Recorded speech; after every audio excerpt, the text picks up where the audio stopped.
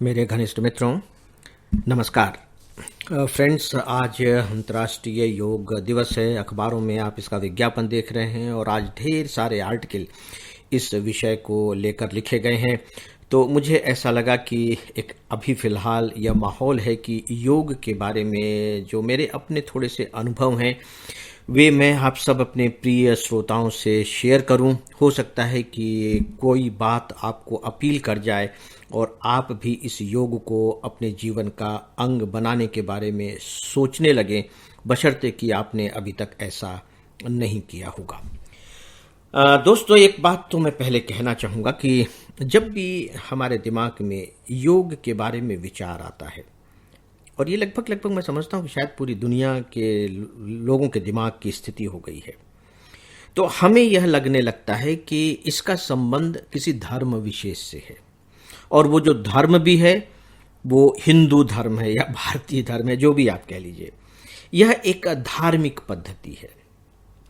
पता नहीं क्या हो गया है हमारे दिमाग को, या राजनीतिज्ञों ने कुछ हमारे दिमाग की संरचना ही इस तरीके से कर दी है कि अब हम ज़्यादातर बातों को, घटनाओं को, सिद्धांतों को कहीं न कहीं धार्मिक नज़रिए से देखने लगे हैं, जो कि पूरी तरह से गलत है। यह बात हमें अपने दिमाग से हटानी होगी, क्योंकि जब तक हम इस बात को अपने दिमाग में बनाए रखेंगे, कभी भी इस विचारधारा के साथ, इस सिस्टम के साथ न्याय नहीं कर सकते। दोस्तों, इसका किसी भी धर्म से कोई लेना देना नहीं है। और भी बहुत सारी ऐसी बातें हैं जिनका धर्म से लेना देना नहीं है। पृथ्वी में गुरुत्वाकर्षण शक्ति होती है, इसे न्यूटन ने स्थापित किया है और न्यूटन ईसाई थे।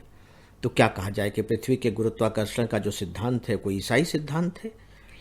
ऐसा बिल्कुल नहीं है।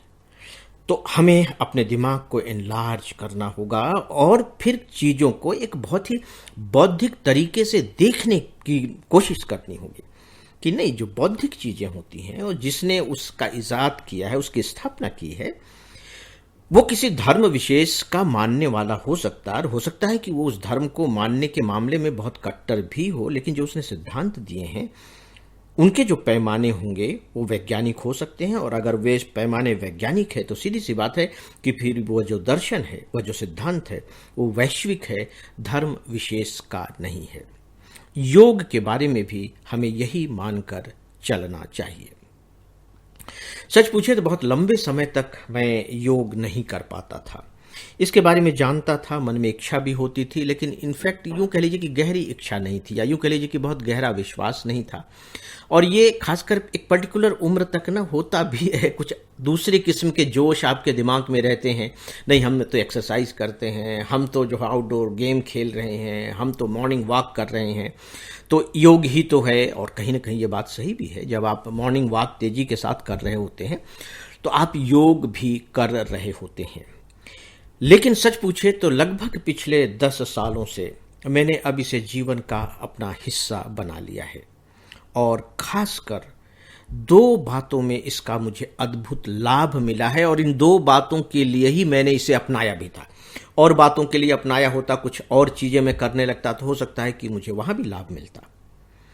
पहली बात कि जो मेरा गला है वो बहुत खराब रहता था, ज़्यादातर समय खराब रहता था। खांसी आ रही है, धसका आ रहा है, बोलने में परेशानी हो रही है, इस तरह की बातें होती थी।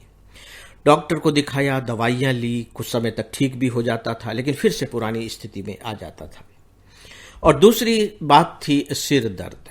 मुझे हेडेक बहुत होता था। मतलब बचपन से अगर मैं याद करूं, जब से मैंने होश संभाला है, मैं हेडेक का बहुत ही, आप कह लीजिए कि क्रॉनिक पेशेंट था। हर सप्ताह एक न एक बार तो हेडेक होना ही है। अगर 2 बार भी हो जाए तो कोई आश्चर्य की बात नहीं है। और जब भी हेडेक होगा तो उसका ठीक होने का केवल एक ही उपाय रह जाता था कि मैं पेन किलर खाऊं। और पता नहीं कितने पेन किलर मेरे इस पेट में चले गए होंगे। इसे भी डॉक्टर को दिखाया, डॉक्टर ने अपने अपने ढंग से इसका इलाज किया, लेकिन नहीं हो पाया। तो अब क्या उपाय रह गया था?